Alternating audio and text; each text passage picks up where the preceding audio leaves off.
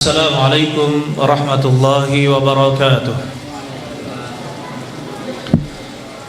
Innal hamdalillah nahmaduhu wa nasta'inuhu wa nastaghfiruh wa natubu ilaih. Wassalatu wassalamu al-akmalani ala nabiyil mustafa Muhammadin wa ala alihi wa sahbihi ajma'in wa ba'd. Ya ayyuhalladzina amanu taqullaha haqqa tuqatih wa la tamutunna illa wa antum muslimun. Ya ayyuhalladzina amanu taqullaha wa qulu qawlan sadida yuslih lakum a'malakum wa yaghfir lakum dhunubakum wa may yuti'illaha wa rasulahu faqad faza fawzan 'azima. Wa ba'd. Ayyuhal ikhwan rahimani wa rahimakumullah, saudara-saudari sekalian, Bapak Ibu sekalian, yang mudah-mudahan kita semua dirahmati oleh Allah Subhanahu wa taala. Alhamdulillah, pada hari ini kita bisa berkumpul kembali di majelis ilmu, sama-sama belajar.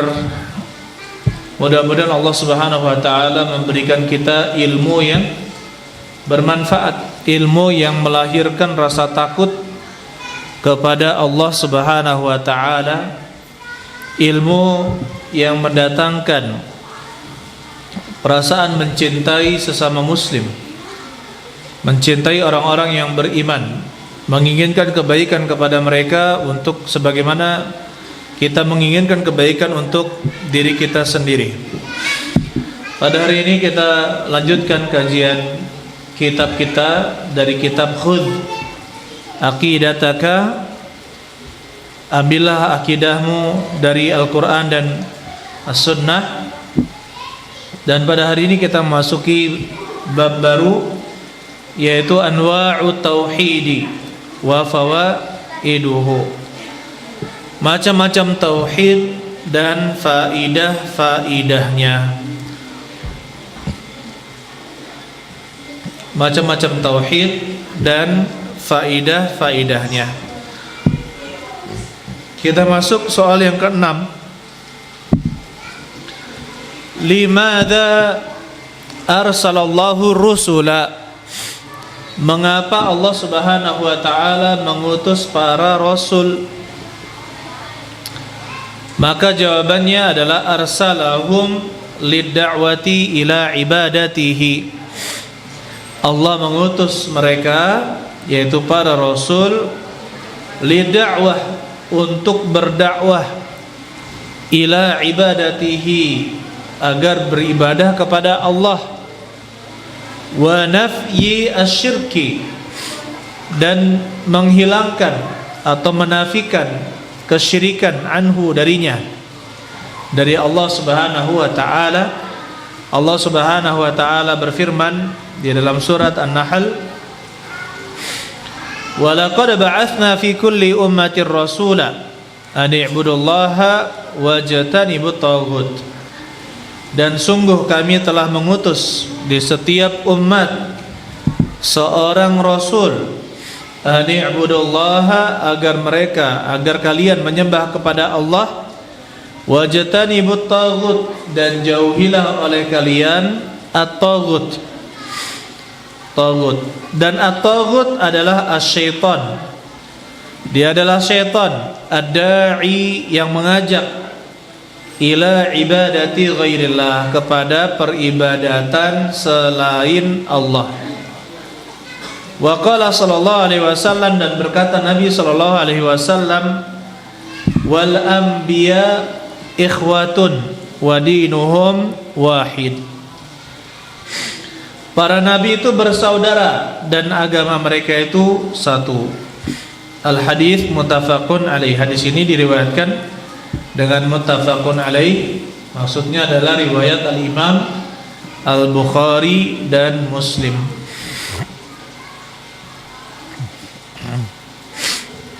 Yang pertama, ayyuhal ikhwan, tentang Rasul.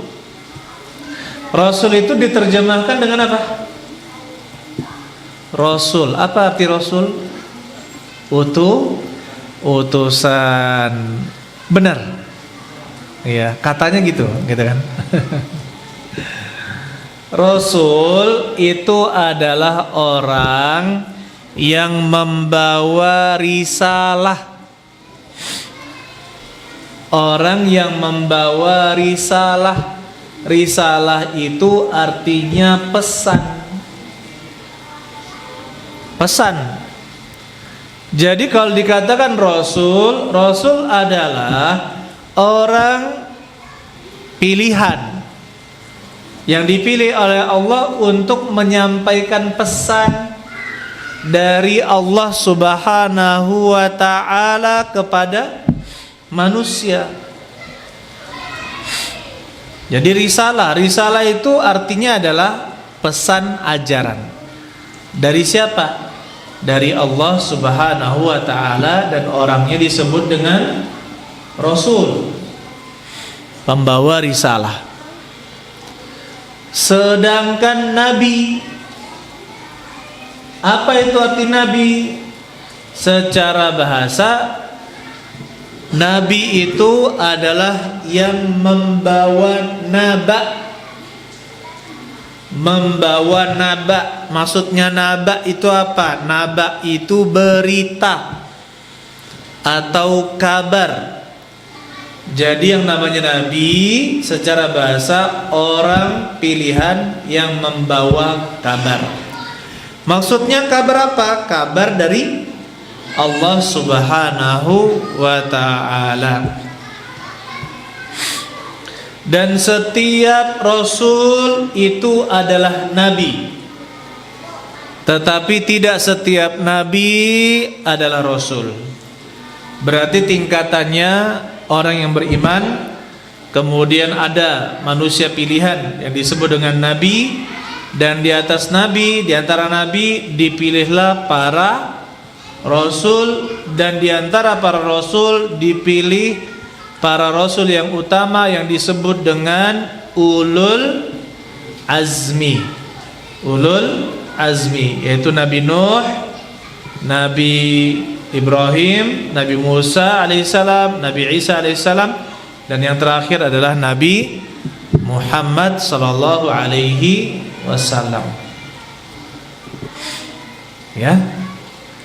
Jadi ayyuhal ikhwan, Nabi itu lebih banyak daripada Rasul.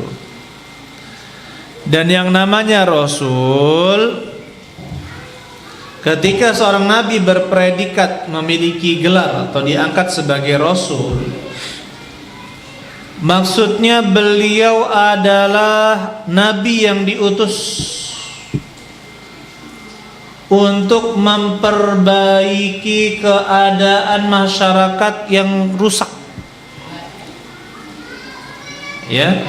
Jadi para rasul itu diutus untuk memperbaiki keadaan yang rusak. Sedangkan nabi-nabi yang tidak bergelar rasul, maka para nabi tersebut meneruskan ajaran yang dibawa oleh para rasul. Jadi kalau nabi-nabi itu meneruskan ajaran siapa? Para rasul. Oleh karena itu, ya ikhwan, di sini disebutkan limada arsalallahu rusula. Mengapa Allah mengutus para rasul? Maka jawabannya, Allah mengutus mereka untuk berdakwah agar beribadah kepada Allah semata. Dan juga wa nafyi syirki, menghilangkan kesyirikan anhu kepadanya. Jadi yang namanya ibadah itu hanya untuk Allah Subhanahu wa ta'ala, dan tidak boleh berbuat syirik. Syirik itu apa? Menyembah bersama Allah sembahan yang lain. Selain menyembah kepada Allah, maka juga menyembah kepada selain Allah dari satu jenis di antara jenis-jenis ibadah. Pada pertemuan lalu kita sudah menjelaskan tentang arti kesyirikan. Bahwasanya kesyirikan itu ada arti umum dan ada arti khusus.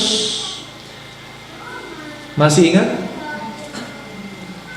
Lali. Arti umumnya apa? Adalah taswiyatu ghairillahi billahi fi syai'in min khasaisillah. Menyamakan Allah dengan menyamakan selain Allah dengan Allah pada sesuatu yang menjadi kekhususan Allah.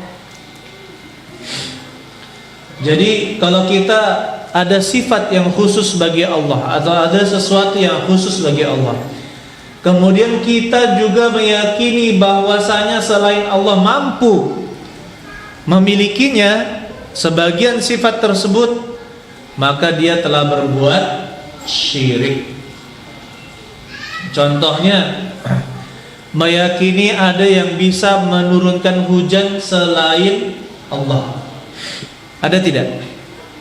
Tidak ada. Kenapa? Karena Allah lah yang mengatur alam semesta. Baik. Begitu pula ayul ikhwan masalah rezeki. Siapa yang membagikan rezeki? Allah Subhanahu wa taala. Yang menghidupkan dan mematikan hanyalah Allah Subhanahu wa taala. Apabila ada yang mengatakan bahwa dia bisa menghidupkan dan mematikan, maka dia telah terjatuh ke dalam kesyirikan. Ini secara umum arti kesyirikan, menyerahkan suatu yang khusus bagi Allah kepada selain Allah juga. Ya, mengetahui hal gaib. Contohnya kata Allah Subhanahu wa taala, la ya'lamul ghaiba illallah. Meyakini para dukun mengetahui hal gaib, mengetahui masa depan, mengetahui hal-hal yang tersembunyi atau samar. Maka itu hal yang gaib. Apabila meyakini ada yang memiliki hal gaib selain Allah Subhanahu wa taala, maka dia telah berbuat syirik dengan makna yang umum. Adapun syirik dengan makna yang khusus adalah syirik pada ibadah. Syirik pada ibadah, ya, kita sudah sebutkan pada pertemuan yang lalu tentang arti ibadah, ya, bahwasanya ibadah itu adalah soal nomor 2. Dia adalah nama yang mencakup semua yang Allah cintai, baik perkataan maupun perbuatan. Itu adalah ibadah. Nah, secara khusus kalau ibadah tersebut diserahkan kepada Allah dan juga diserahkan kepada selain Allah, maka jatuhlah dia ke dalam kesyirikan. Contohnya doa. Orang berdoa kepada Allah tapi juga berdoa kepada selain Allah Subhanahu wa taala, maka ini jatuh ke dalam kesyirikan. Orang menyembelih, dia menyembelih kepada Allah tapi juga menyembelih kepada sungai atau bukit atau gunung atau apa lagi, atau kuburan atau patung, maka dia itu telah berbuat syirik. Kenapa? Karena selain menyembelih untuk Allah, dia juga menyembelih untuk selain Allah. Ini jatuh kepada kesyirikan pada ibadah. Kita beri contoh, banyak orang yang mengatakan, kalau kamu ada apa-apa, sebut nama Huyang, ya kan? Sebut nama Huyang. Kalau di sini ada nggak seperti itu? Ada? Sama? Enggak ya, alhamdulillah ya. Tidak ada atau tidak ada sedikit. Tapi ada kan orang yang seperti ini, dikit-dikit nyebut nama nenek moyang mereka. Subhanallah.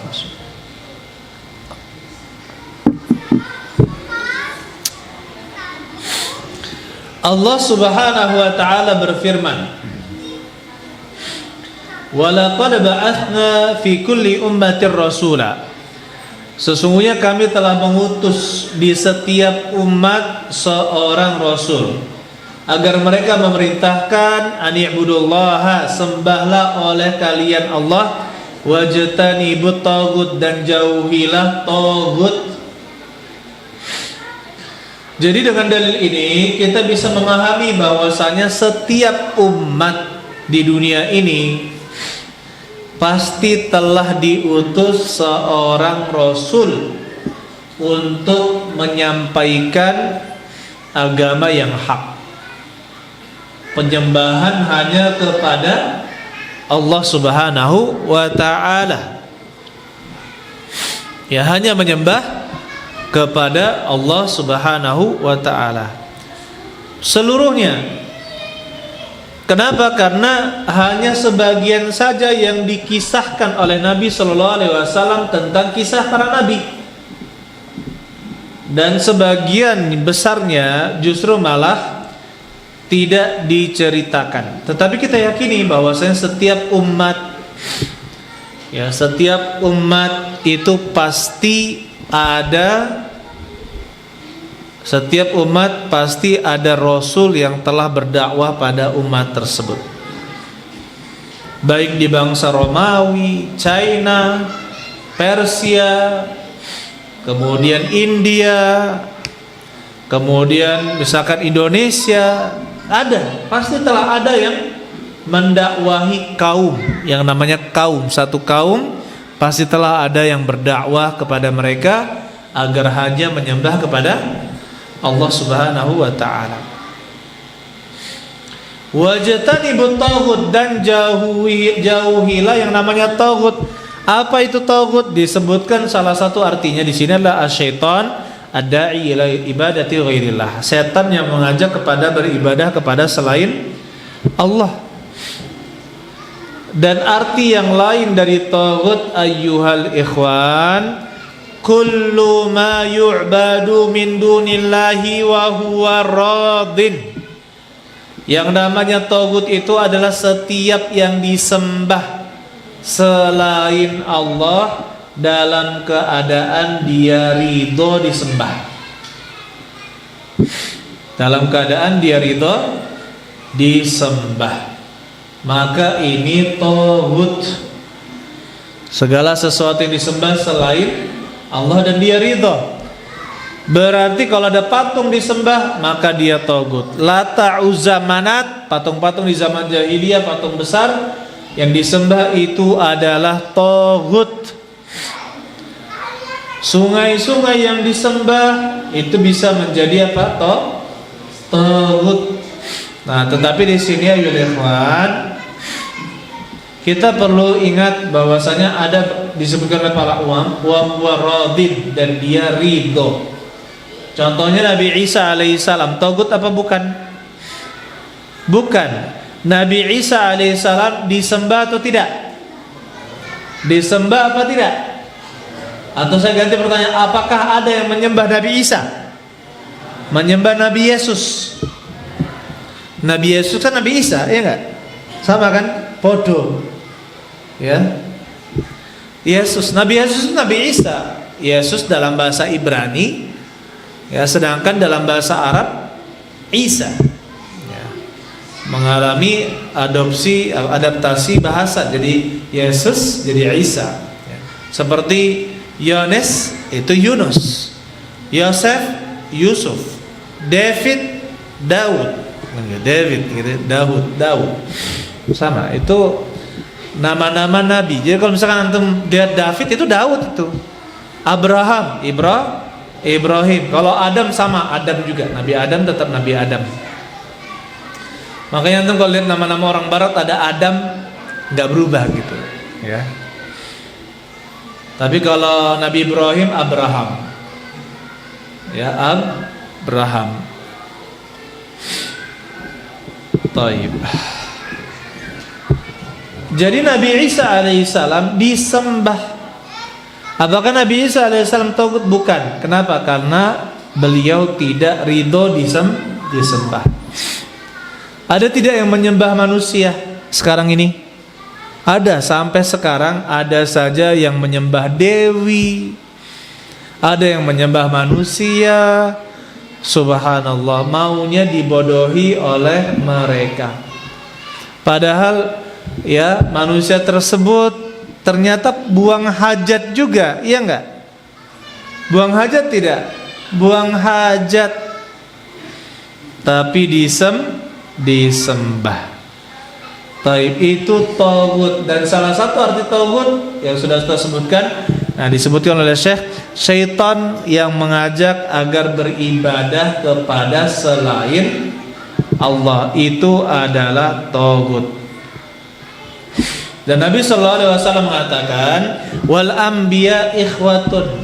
Maksudnya para nabi itu adalah saudara, memiliki agama yang sama. Maksudnya seluruh nabi itu memiliki misi yang sama, mengajak manusia beribadah hanya kepada Allah, ya. Walaupun syariat-syariat yang dibawa oleh para nabi itu berbeda-beda.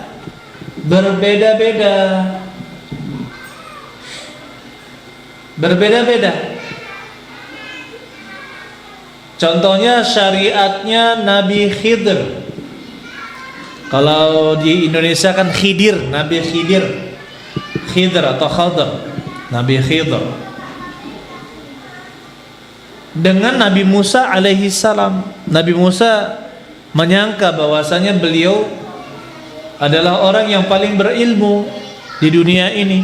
Akhirnya Allah Subhanahu wa taala menguji Nabi Musa alaihi salam, pergilah engkau ke tempat ini, ke tempat ini. Akhirnya sampai kisah di dalam surat Al-Kahfi, Allah menyuruh belajar kepada Nabi Khidir. Belajar. Ternyata banyak sekali ilmu yang belum dikuasai oleh Nabi Khidir, dan itu kekhususan bagi Nabi Khidir. Jadi syariat Nabi Khidir berbeda dengan syariatnya Nabi Musa alaihissalam.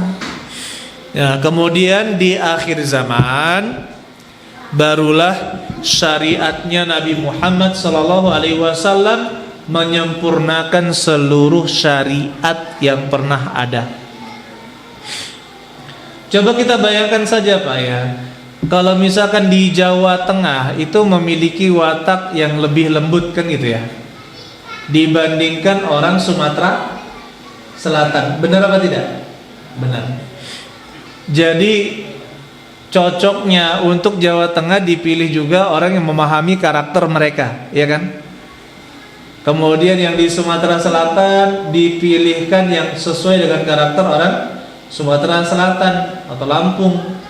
Jadi ada dai Jawa dakwah di Lampung, dibilang kamu, kemudian diancam dikit, waduh gimana nih, saya nggak betah di berdakwah di sini katanya. Waduh, ngeri-ngeri orang sini katanya, suaranya tinggi-tinggi kan gitu kan, tidak sesuai dia.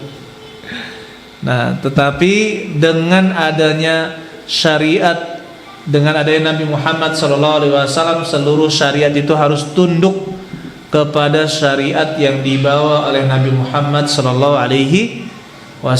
Dan begitu indah syariat kita ini, semakin kita pelajari, ya, maka kita akan mendapatkan keindahan yang luar biasa. Bahkan jin bisa mempraktekkan agamanya Nabi Muhammad SAW, dan disuruh oleh Allah untuk mengikuti ajarannya Nabi Muhammad SAW. Ini menunjukkan bahwa syariat Islam yang dijadikan penutup syariat para nabi, ini adalah syariat yang sempurna tanpa cacat. Yang cacat itu oknumnya, orangnya, bukan agamanya. Kalau agama Islam itu sudah sempurna, ya, agama Islam itu sudah sempurna. Soal yang ke-8, ma huwa tauhidul ilah? Apa yang dimaksud dengan tauhid al-ilah? Huwa ifraduhu bil ibadah. Dia adalah mengesahkan Allah dalam ibadah, kad du'ai wa dzabhi wa nadhar, seperti doa, menyembelih dan juga nazar. Qala Allah Ta'ala berfirman, wa ilahukum ilahu wahid la ilaha illa huwar rahmanur rahim.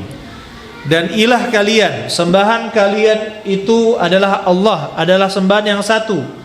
La ilaha illahu, tidak ada yang berhak disembah kecuali Dia. huwa ar-Rahman ar-Rahim, yaitu Allah yang Maha Pengasih lagi Maha Penyayang, dalam surat Al-Baqarah. Kemudian berkata Nabi sallallahu alaihi wasallam, "Falyakun awwalu ma tad'uuhum ilaih syahadata an la ilaha illallah." Haruslah yang menjadi pertama kali kamu dakwahkan kepada mereka adalah mengucapkan persaksian la ilaha illallah. Ini yang pertama kali dakwahkan di dalam riwayat Bukhari, ila an yuwahhidullah, sampai mereka mentauhidkan Allah. Maksudnya mentauhidkan, menyembah Allah semata. Jadi tauhid yang pertama itu,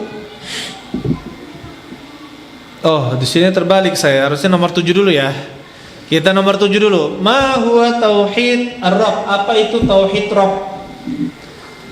Tauhiduhu bi af'alihi, yaitu mentauhidkan Allah dalam perbuatan-perbuatannya. Kal khalqi wat tadbiri, seperti penciptaan, wat tadbir, dan pengaturan alam semesta, wa ghairihima, dan selain keduanya. Dalilnya adalah alhamdulillahi rabbil alamin, ya, segala puji bagi Allah Rabb semesta alam. Begitu pula anta rabbus samawati wal ard. Berkata Nabi sallallahu alaihi wasallam, engkaulah Rabb langit-langit dan bumi. Rabb itu ayyuhal ikhwan bisa berarti pemilik, Rabb, dan juga penguasa. Ya. Kalau Rabbul Alamin, penguasa alam semesta, maka disebut dengan Ar-Rabbu. Ya. Ar-Rabbu, penguasa alam semesta, maka disebut Rabb. Ar-Rabbu. Kalau disebutkan alif lam tambah Rabb, maka itu adalah Allah Subhanahu wa ta'ala. Dan Allah Subhanahu wa ta'ala di dalam rububiyahnya, rububiyah, tauhidur Rabb itu juga disebut dengan tauhid ar-rububiyah. Tauhidur Rabb disebut juga tauhid apa? Rububiyah. Apa artinya tauhiduhu bi af'alihi? Mentauhidkan Allah pada segala perbuatan Allah Subhanahu wa ta'ala. Apa saja perbuatan Allah? Yang pertama al-khalqu, menciptakan. Rizqu, Allah razak. Allah Subhanahu wa ta'ala membagi rezeki. Yang ketiga al-mudabbir. Al-mudabbir, apa al-mudabbir? Allah mengatur segala hal.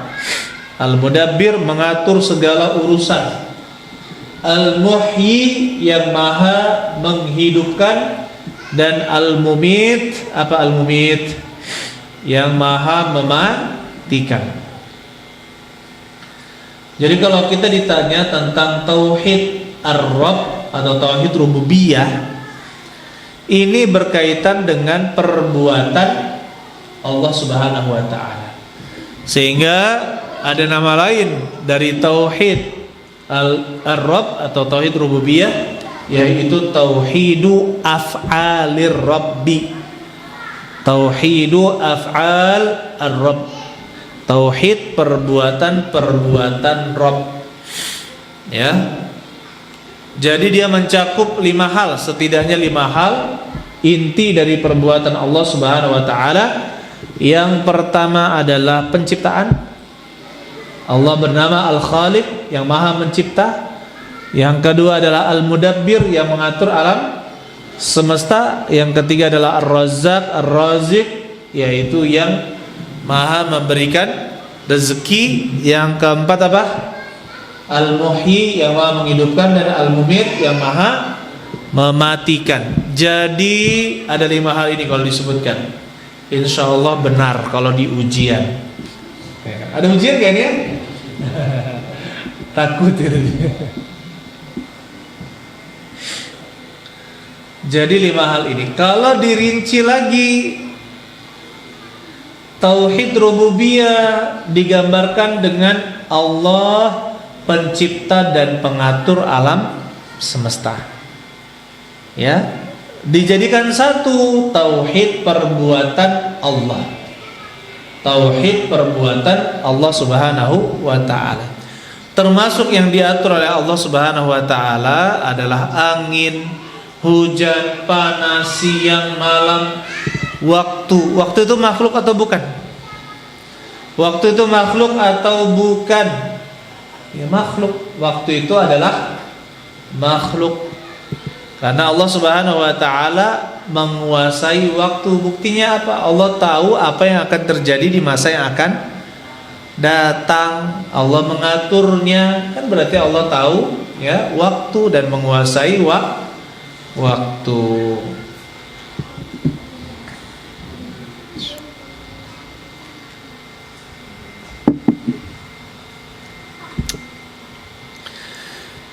Kalau ditanya dalilnya, apa dalil tauhidur Rabb? Apa dalilnya? Ini dalam surat Al-Fatihah, Alhamdulillahirabbil alamin. Ya kan? Segala puji bagi Allah Rabb semesta alam. Semesta alam itu al-alamun dan al-alamin. Ya, al-alamin itu semesta alam. Apa yang dimaksud dengan semesta alam? Segala sesuatu selain Allah itu namanya alam. Segala sesuatu selain Allah itu namanya alam. Alam itu makhluk atau bukan? Makhluk. Ya, alam itu adalah makhluk. Jadi alhamdulillahirabbil alamin, segala puji bagi Allah Rabb penguasa seluruh alam semesta. Wa qala, dan Rasulullah sallallahu alaihi wasallam mengatakan, anta rabbus samawati wal ardi. Engkaulah penguasa atau Rabb langit-langit dan bumi. Jadi ini tauhid yang pertama yang disebut dengan tauhid ar-Rabb atau tauhid rububiyah. Tauhidur Rabb atau tauhid rububiyah, atau disebut apa lagi? Tauhid apa? Af'al al-ibad. Perbuatan-perbuatan. Af'al itu artinya, af'al itu artinya perbuatan-perbuatan. Al-ibad, ar-Rabb, tauhid af'alir Rabb, tauhid perbuatan-perbuatan Rabb, perbuatan Allah Subhanahu wa ta'ala. Apakah ada kesyirikan pada tauhid rububiyah? Ada tidak kesyirikan pada tauhid rububiyah? Jawabannya banyak. Kan sudah kita bahas, kalau ada yang meyakini ada pencipta selain Allah, maka dia telah menduakan Allah Subhanahu wa taala. Dia telah berbuat syirik. Kalau ada yang meyakini bahwa ada yang memberikan rezeki selain Allah, contohnya pakai pesugihan. Ya, pakai pesugihan. Hati-hati kalau pakai pesugihan. Ya. Terkadang memang orang yang bertobat dari jimat-jimat itu atau penglaris, ya, ada penglaris, pesugihan, nanti akan diuji, Pak, berdasarkan pengalaman yang kita dapatkan. Orang yang melepas penglarisnya atau pesugihannya, biasanya 2 bulan, bisa lebih bisa kurang, itu diuji dengan sepi barang dagangannya. Ini antara apa? Kembali pakai atau tidak? Ujian tidak ini? Ujian pakai tidak. Ini diuji, letak ujian orang-orang yang hijrah. Ya, pakai atau tidak, pakai atau tidak. ini ujian. Tapi sebenarnya kata yang pernah makai, alhamdulillah setelah 2 bulan kembali lagi, alhamdulillah. Jadi sudah nggak tahan juga ya. Sekuat apapun jin, kalau kita terus berzikir, insya Allah jin akan kalah. Jadi pernah kejadian, Pak, Ustadz, ini gimana nih Ustadz? Toko saya, warung saya ini biasa ratusan orang makan di sini, itu biasa. Tapi ini subhanallah, berapa hari ini hanya 3 orang yang datang. Ini kan aneh sebenarnya. Biasanya ratusan orang, ya kan, yang makan di rumah makan ini, tapi kok cuma berapa orang? Curiganya ini Ustadz, saya disantet ya. Ini disantet. Ternyata benar ya, istrinya kadang juga merasa ditusuk-tusuk gitu ya. Kemudian macam-macam lah, gangguan-gangguan orang yang tidak suka terhadap bisnis saudara kita ini. Akhirnya saya bilang, antum ruqyah, sabar, ruqyah antum, sabar di ruqyah. Alhamdulillah kita tunjukkan juga kepada ustadz yang dekat sana untuk bisa bantu ruqyah. Alhamdulillah. Cuma sempat juga dia agak ragu ya, gimana Ustadz, apa boleh saya kembali lagi menggunakan ini, menggunakan itu? Jangan, saya bilang, itu syirik. Dia kan pakai ruqyah. Alhamdulillah bifadlillahi ta'ala, saya suruh baca surat Al-Baqarah secara lengkap, ya, meruqyah, dan Ustadz juga datang meruqyah warungnya. Besoknya sudah normal seperti sedia kala.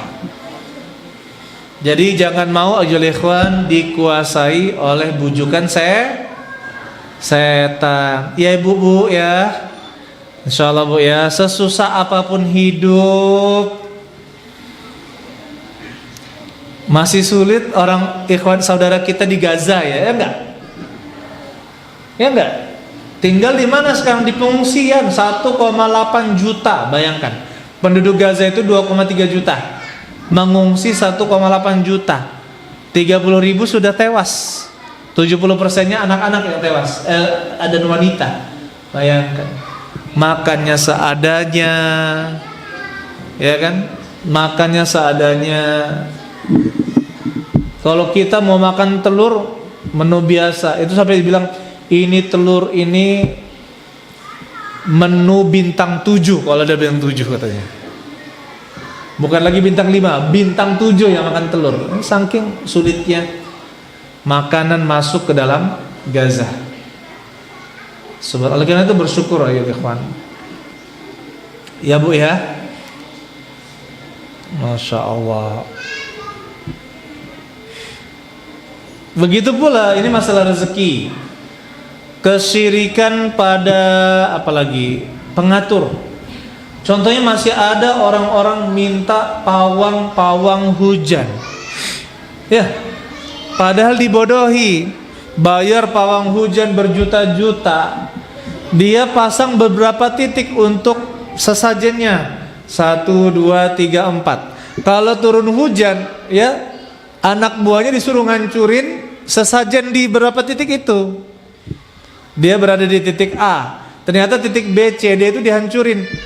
Pas turun hujan, loh kenapa turun hujan masih? Ini ada yang ngancurin sesajen ini. Gimana mau berhasil sesajen kita dihancurin? Ya kan? Alasan. Tapi kalau sudah tidak turun hujan, wah, ini gara-gara kami ini ya. Inilah keahlian kami, AC, remote AC, remote langit ini. Alah, bual. Ya, jangan, hati-hati. Yang menguasai alam semesta itu hanya Allah. Yang mengatur turunnya hujan adalah siapa? Allah Subhanahu wa ta'ala. Kemudian yang kedua, jadi disebut juga apa? Tauhid rububiyah, tauhid af'al ar-rabb, tauhid perbuatan Rabb. Kemudian nomor 8, ma huwa tauhidul ilah? Apa itu yang disebut dengan tauhid al-ilah? Sudah kita terjemahkan tadi, ya. Arti ilahun, apa arti ilah? Apa arti ilah? Ilah dari kata ma'luh. Dari kata apa? Ma'luh. Ma'luh artinya ma'bud. Ma'bud artinya apa? Yang disembah. Yang disembah. Jadi ilahun itu artinya yang disembah. Itu. Berarti kata al-ilah ada tambahan al. Yang satu-satunya disembah. Al-ilah. Dan al-ilah, dari situlah kata al-ilah ini asal nama kata Allah Subhanahu wa ta'ala. Al-ilah untuk memudahkan penyebutan, maka orang Arab meringkasnya menjadi Allah. Seperti unasun, al-unasu menjadi an-nasu, yang berarti manusia. Taib. Jadi arti ilah apa? Sembahan. Ilahi Rabbi. Apa ilahi Rabbi? Sembahanku, Rabbi, Rabbku. Baik. Maksudnya adalah mengesahkan Allah dalam beribadah. Kita tahu bahwasanya yang namanya ibadah itu segala sesuatu yang dicintai oleh Allah Subhanahu wa ta'ala, baik perkataan maupun perbuatan. Itu tidak boleh diserahkan kecuali hanya kepada Allah Subhanahu wa ta'ala, baik yang tampak maupun tidak tampak. Contohnya di sini disebutkan doa, berdoa, dzabah, menyembelih, nazar, bernazar. Begitu pula ibadah-ibadah di dalam hati. Contohnya mahabbah. Apa arti mahabbah? Cinta. Cinta. Mahabbatullah, mencintai Allah. Termasuk ibadah apa bukan?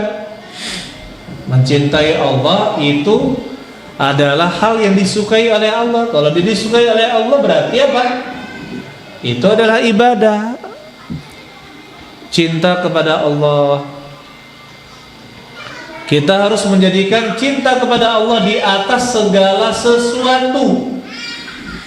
Tidak boleh kita kalahkan cinta kita kepada Allah Subhanahu wa ta'ala. Dan cinta kita kepada Nabi sallallahu alaihi wasallam itu melebihi seluruh manusia. Itu karena kecintaan kita kepada Allah Subhanahu wa ta'ala. Jadi kecintaan itu boleh tidak kecintaan tertinggi kita berikan kepada selain Allah? Jawabannya tidak boleh. Boleh tidak cinta tersebut kita samakan? Cinta kita kepada Allah sama dengan cinta kita kepada sesuatu, kiai, habib, guru yang sudah meninggal, boleh apa tidak? Jawabannya tidak boleh. Kecintaan kita kepada manusia yang lain itu dibangun di atas kecintaan kita kepada Allah Subhanahu wa ta'ala. Dan Allah Subhanahu wa ta'ala kata begitu pula khauf, takut. Takut itu ibadah apa bukan? Ya, ibadah. Maka jangan takut kecuali hanya kepada Allah Subhanahu wa ta'ala. Kalau takut kepada makhluk halus gimana? Jadi takut itu ada 3. Takut yang benar, takut dengan pengagungan. Ini hanya kepada Allah Subhanahu wa ta'ala. Yang memberikan kepada selainnya, contohnya kepada Nyi Rara Wetan misalkan. Misal kalau ada yang mengagungkan seperti itu, syirik. Ya. Dia cinta disertai dengan pengagungan seperti itu, maka syirik. Itu hanya untuk Allah Subhanahu wa ta'ala. Tidak boleh, kecuali hanya diserahkan kepada Allah Subhanahu wa ta'ala. Cinta, takut, ya, atau berharap. Contohnya kalau kamu ada apa-apa sebut nama Puyang. Pernah dengar ini?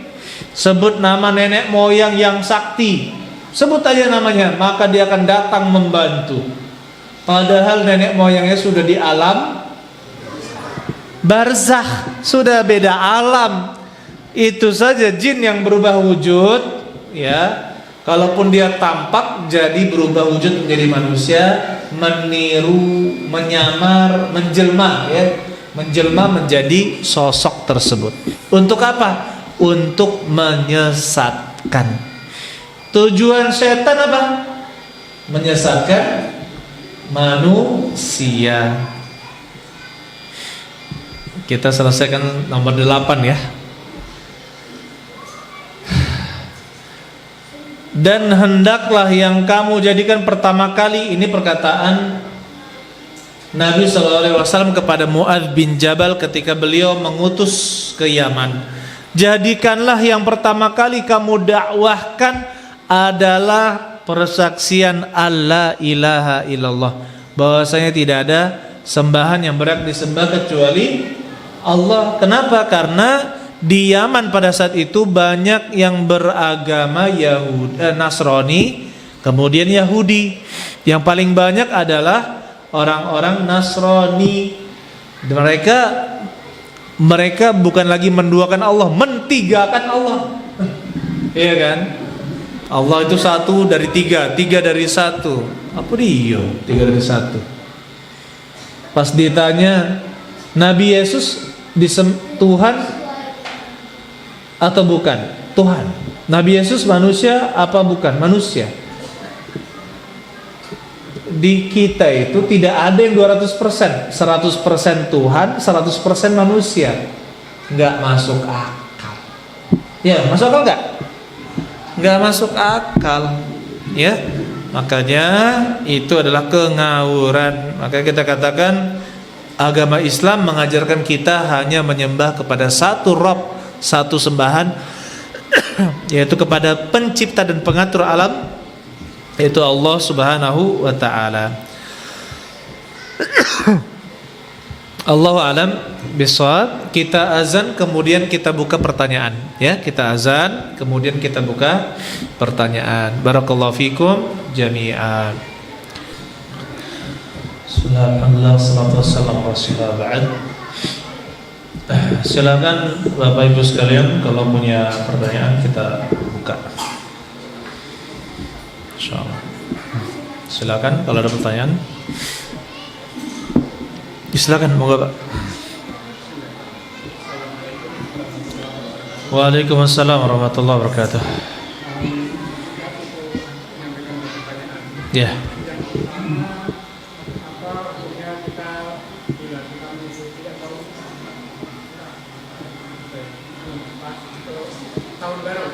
Oh, ya, bagaimana merayakan tahun baru?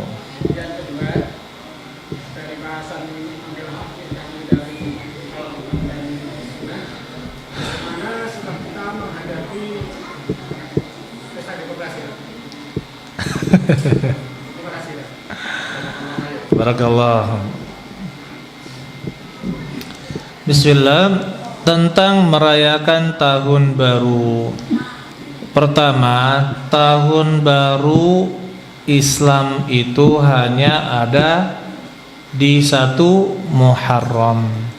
Dan kita pun tidak dianjurkan merayakan 1 Muharram, apalagi merayakan 1 Januari. Ya, itu adalah adat kebiasaan orang-orang kafir, tidak boleh kita ikuti. Man tashabbaha biqaumin fahuwa minhum. Barang siapa menyerupai suatu kaum, maka dia termasuk kaum tersebut. Belum lagi kalau seandainya di dalam perayaan tahun baru itu sebenarnya ada asal usulnya, yaitu perayaan kepada dewa matahari atau dewa yang lain.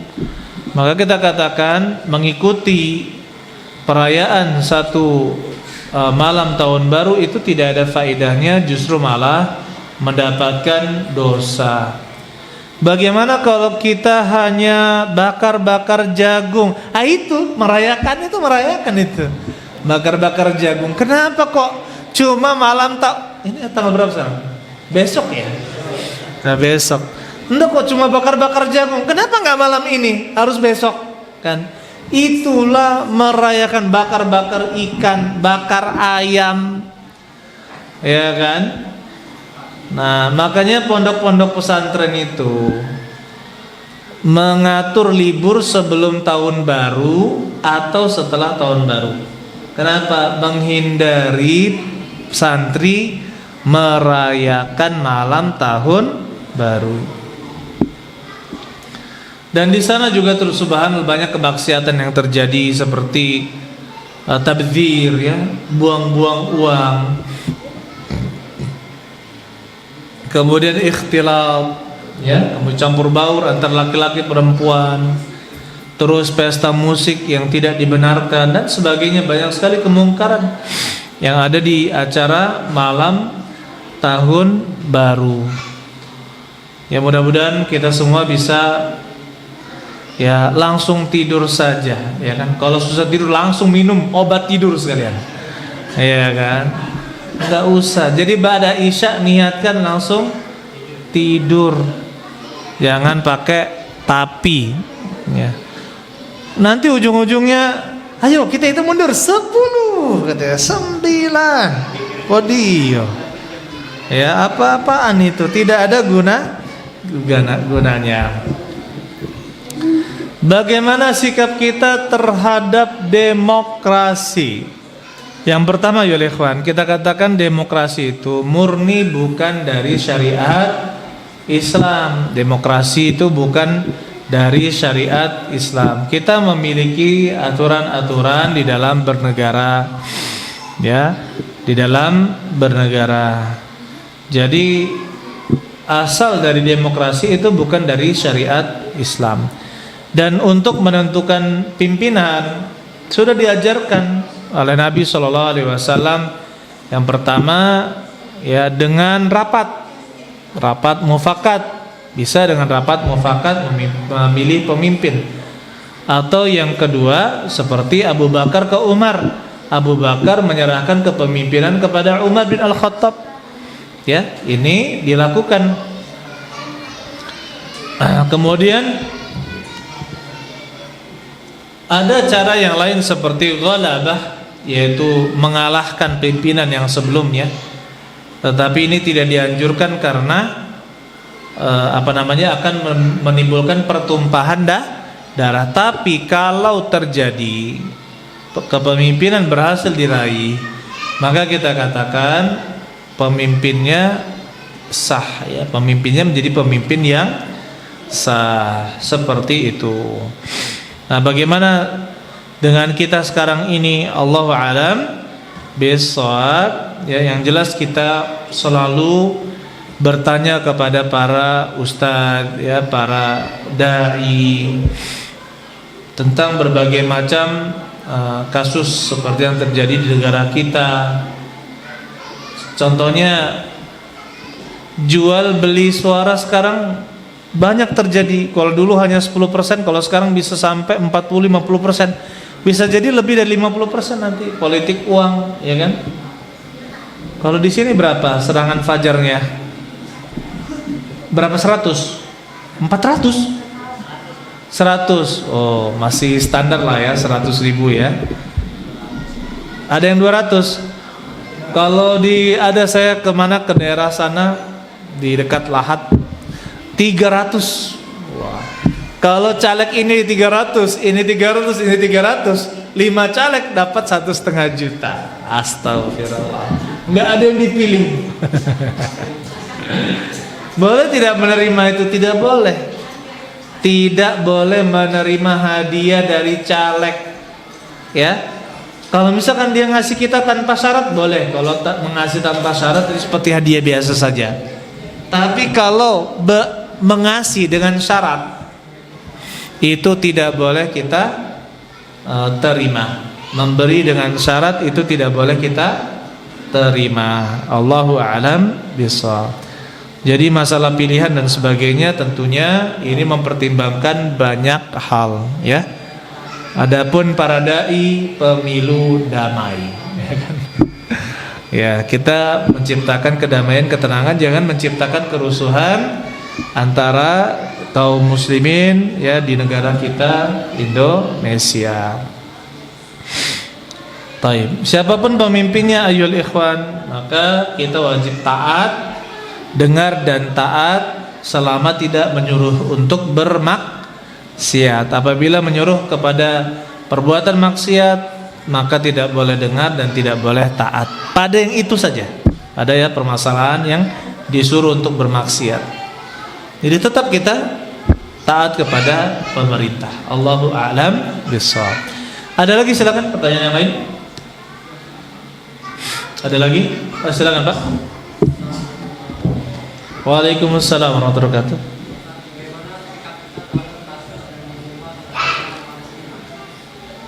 Masya Allah. Bagaimana sikap kita terhadap kasus yang menimpa saudara kita di Palestina? Ringkasnya, tindakan mereka itu, kaum Zionis itu adalah tindakan penjajahan. Jadi dari dulu awalnya tahun 1917 itu mereka merampas Palestina karena terjadi perang dunia I, kemudian dirampas. Kemudian berujung kepada tahun 1947 PBB mengatakan bahwa harus ada pembagian wilayah karena ribut terus antara orang Yahudi dengan orang Muslim. Padahal yang mencari masalah adalah orang Yahudi, yang mereka itu sengaja membuat masalah agar dikira kasusnya besar sehingga menuntut dari pihak PBB untuk menyelesaikannya. Akhirnya apa? Dibagi wilayah di tahun 1947, kemudian berdirilah negara Zionis Israel yang tidak ada 30-an negara tidak menyatakan kemerdekaannya, tidak menerima kemerdekaan Zionis Israel karena mereka merampas. Akhirnya tahun 1948 ya, mereka itu banyak yang mengungsi dari tanah yang direbut oleh Zionis Israel. Mereka banyak mengungsi ke tepi barat, ya kan, dan juga ke Gaza, bertumpuk di Gaza. Oleh karena itu sekarang Gaza itu kecil, 385 km persegi saja, kecil, lebih kecil daripada Palembang. Palembang itu sekitar 400 km persegi, ya kan? Tapi sampai sekarang bifadlillahi ta'ala tidak pernah dikuasai oleh Zionis Israel. Ya. Dan kita yakini mereka penjajahan dan kita harus mendukung kemerdekaan Palestina. Ya, kita harus mendukung dan alhamdulillah negara kita termasuk negara paling terdepan untuk mendukung Palestina Freedom, ya, kemerdekaan Palestina. Kita doakan agar negara kita bisa terus maju di ranah internasional, ya kan, untuk membebaskan Palestina sehingga berdiri menjadi negara sendiri yang berdaulat, bisa memiliki polisi, bisa memiliki tentara, ya, yang resmi. Kalau sekarang kan tidak demikian. Maka kita katakan ayyuhal ikhwan, kita doakan itu semuanya terjadi merdeka Palestina. Kemudian sikap kita bagaimana? Mendoakan. Banyak mendoakan di waktu-waktu mustajab. Begitu pula kunut nazilah. Selama terus diperangi, kita selalu berkunut nazilah. Disyariatkan kunut nazilah, mendoakan kaum muslimin, mendoakan keburukan untuk orang-orang kafir. Begitu pula apabila kita mendengar kabar ada saudara kita tertimbun di bangunan atau tidak ada yang mensolatinya, maka kita sholat ghaib, mensolati orang yang kemungkinan tertimbun atau hilang atau tidak tahu di mana. Kita sholat ghaib sama 4 rakaat, ya, dipimpin imam. Kemudian kita sholat meniatkan untuk saudara-saudara kita yang belum disolati. Kemudian masalah boikot, lakukan boikot produk-produk, ya, Zionis, macam-macam itu dari Israel, itu boikot semuanya. Kenapa? Dan alhamdulillah sudah ada, kecuali yang belum ada solusinya, ya kan, maka tidak mengapa memakainya. Adapun yang sudah ada solusi, Kalau kita tidak memakai ini, ada produk yang lain. Sabun cuci piring ada, deterjen juga ada, yang kecap juga ada, macam-macam ada pendampingnya, yang cadangan yang lain yang bisa kita beli. Ya, jangan kita beli produk-produk kecuali benar-benar terpaksa, tidak ada pilihan lain. Ya kan? Kenapa? Karena dari tahun 2014 meninggal waktu itu 1.500, kurang lebih 1.500 orang yang tercatat meninggal di Gaza pada saat itu. Kita rasa sekarang ini aman. 2014 oh aman ini, sampai 2023 tidak ada apa-apa.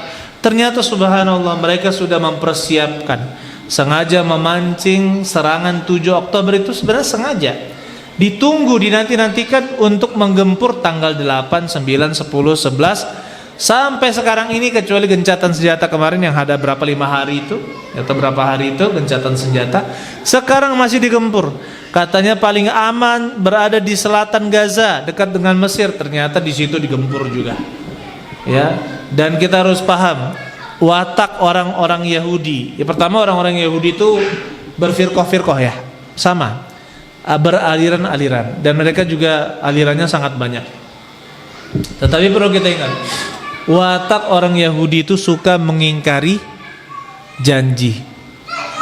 Dari zaman Nabi Sallallahu Alaihi Wasallam pertama mereka mengajak Nabi untuk berdiskusi, berbicara masalah kepemimpinan di Madinah. Ternyata sudah dipersiapkan, mereka ingin menimpakan pemanggangan roti yang berat itu ke Rasulullah Sallallahu Alaihi Wasallam. Tapi Jibril Alaihissalam memberitahu bahwasanya di atas kepala Nabi ada yang mau menjatuhkan benda. Ternyata tidak jadi. Akhirnya mereka diusir, tidak bisa dibunuh tapi mereka diusir dari kota Madinah. Kemudian ada lagi ketika Ghazwah Khandaq, perang Khandaq. Sudah terjadi kesepakatan akan saling melindungi, saling membantu. Ketika banyak, ada sekitar 10.000, 12.000 orang ingin menyerang kota Madinah, dibuatlah Khandaq yang sangat besar. Nabi SAW berada di sisi Madinah, sedangkan kaum musyrikin berada di sebelah Khandaq. Mereka tidak bisa melompat, ya, dan waktu itu sangat kedinginan sekali. Akhirnya mereka kelaparan, kedinginan. Akhirnya tidak ada pilihan kecuali mereka mundur. Orang-orang musyrik tersebut mundur.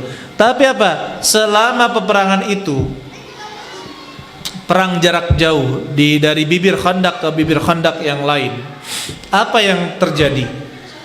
Terjadi pengkhianatan orang-orang Yahudi, ingin menyerang dari belakang. Akhirnya disepakati seluruh laki-laki yang baligh itu dibunuh atas penghukuman dari Sa'ad, dari seorang sahabat yang menghukumi bahwasanya hukumannya adalah seluruh laki-laki yang dewasanya dipenggal, harus dibunuh. Tetap anak-anak, wanita tidak dibunuh. Yang terjadi Gaza sekarang ini ya ikhwan, ya, yang dilakukan oleh Zionis Israel sekarang ini genosida, betul-betul ingin menghabiskan orang. Bayangkan 70% itu adalah wanita dan anak-anak. Yang dibunuh itulah 70% wanita dan anak-anak. Rumah sakit dibom, termasuk rumah sakit Indonesia dibom. Nah, kita katakan seperti ini ya ikhwan, ya, persiapkanlah kalau bisa persiapkanlah anak cucu kita untuk berjuang di Gaza, di Palestina, ya kan? Persiapkan, jangan semuanya. Kalau kita punya beberapa anak, bagilah, ya, untuk membantu kemerdekaan Palestina, tentunya dengan tunduk kepada aturan pemerintah kita, pemerintah Indonesia. Allah alam bisawab. Ada lagi pertanyaan? Apa yang dimaksud dengan hijrah, Pak Ustadz? Hijrah itu adalah berpindah dari satu tempat ke tempat yang lainnya untuk bermukim. Itu namanya hijrah. Ya, tetapi pengertian hijrah diluaskan oleh Rasulullah SAW. Al-muhajiru man hajara manahallahu anhu. Orang yang berhijrah itu adalah orang yang menjauhi apa-apa yang Allah larang. Berarti dia menuju kepada ketaatan, berhijrah menuju kepada ketaatan, meninggalkan perbuatan-perbuatan maksiat. Maka dikatakan kalau orang yang berhijrah sekarang ini pengertiannya lebih luas, bukan hanya pindah tempat. Seperti saya kan misalkan tinggal di Palembang, ya kan, orang tua di Palembang, hijrah ke Martapura, berarti tinggal di Martapura, itu namanya hijrah, ya pindah. Tapi kalau secara khusus kalau hijrah sekarang, kalau diartikan oh dia sudah hijrah, maksudnya apa? Meninggalkan keburukan menuju kepada ketaatan. Boleh apa tidak kita mempercayai ramalan zodiak? Tidak boleh. Ramalan zodiak itu termasuk kufur, perbuatan yang mengeluarkan dari seorang dari agama Islam. Dia termasuk percaya kepada hal yang gaib selain Allah, selain Allah Subhanahu wa taala. Yang mempercayai zodiak itu bisa dihukumi kafir, naudzubillahi min dzalika, karena dia termasuk kufur. Kufur pada apa ini? Pada apa? Pada tauhid rububiyah, karena tidak ada yang mengetahui hal gaib kecuali siapa? Allah Subhanahu wa taala. Jadi masalah zodiak ini palsu, bahkan dikarang-karang oleh pembuat majalah, pembuat ini untuk apa? Menglariskan. Maka kita katakan hati-hati, ini berbahaya. Man atakahinan wa saddaqahu bima yaqul faqad kadzdzaba bima unzila ala Muhammadin sallallahu alaihi wasallam. Barang siapa yang mendatangi tukang ramal dan membenarkan apa yang dikatakannya, maka dia telah ingkar terhadap apa yang diturunkan kepada Nabi Muhammad sallallahu alaihi wasallam. Maksudnya dia telah keluar dari agama Islam. Meyakini hal-hal ramalan-ramalan seperti itu sangat berbahaya. Allahu a'lam bissawab. Barakallahu fikum jami'an. Subhanakallahumma hamdik asyhadu an la ilaha illa anta astaghfiruka wa atubu ilaik. Assalamualaikum warahmatullahi wabarakatuh.